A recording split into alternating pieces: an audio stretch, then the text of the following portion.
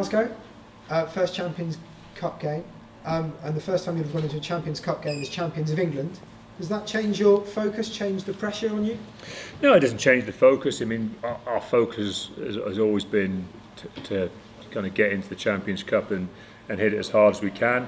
What I would like to think is that our experiences over the last couple of years of being involved in big games will hold us in good stead in round one. You know, I'm not going to talk a load of rubbish and say that we've been good in round one in previous years. I don't think we have. And what I'm hoping and what I've got some expectation of is that the understanding that some of the big games we've been involved in, you know, with semi-finals here at Sandy Park or finals at Twickenham, that gives us an understanding that if we do what we do, we're a pretty useful side, and actually it's staying true to that blueprint that will ultimately help us be successful. I'm hoping we learned that through the course of last season, but as I said, the proof of the pudding will be what we lay out on the field on Saturday night. So that's the interesting challenge for me.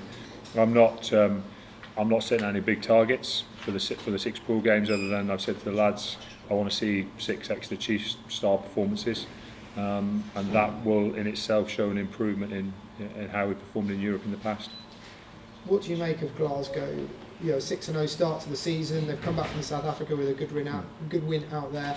You know, they seem to be flying at the moment.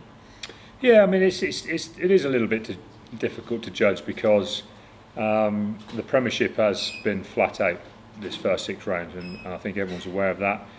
I don't really want to talk for how the clubs were prepared or run themselves into the Champions Cup in the other competition. So for me, Glasgow look good, they look dangerous, they've scored some really good tries, they look comfortable what they're trying to do, they look flat out in attack, which is always a threat, but then they also make mistakes. And what we've got to try and do is, from our perspective, is we've got to try and force more of the mistakes that they've been having to make in the other games that have led successful for them. So there's going to be an element of pressure that we've got to try and create.